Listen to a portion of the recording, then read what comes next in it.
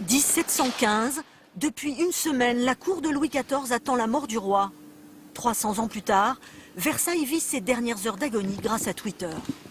Nous sommes le 1er septembre 1715, il est aux alentours de 8h15 et le roi est mort.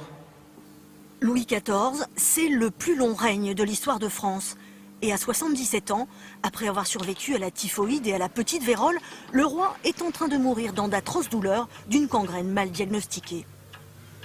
La jambe noircie, ça empire d'heure en heure. À la fin, donc, elle est toute noire jusqu'à la cuisse et c'est presque en putréfaction.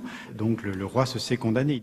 25 août 1715, urgent, Louis XIV a fait un malaise. À Versailles, depuis le 10 août, les internautes peuvent revivre au jour le jour, presque d'heure en heure, les derniers moments du roi Soleil. Et chaque info est historique. Les faits proposés sur Twitter viennent de tout ce travail scientifique qui a été effectué sur les derniers jours de Louis XIV et contient en fait des témoignages de l'époque. Le journal des frères Antoine, qui sont les garçons de chambre de Louis XIV, donc qui sont au plus près du roi jusque dans les derniers instants.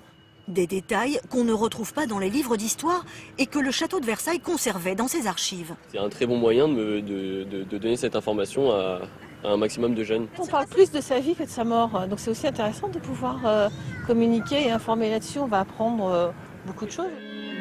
Parmi les documents rares publiés sur Internet, l'acte de décès du roi Soleil.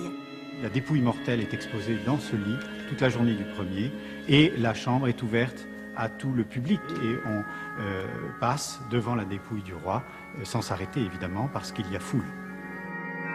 À Versailles, le grand orgue de la chapelle royale joue toute la journée du 1er septembre, comme aujourd'hui. Après 72 ans de règne, Louis XIV laisse la place à Louis XV, son arrière-petit-fils.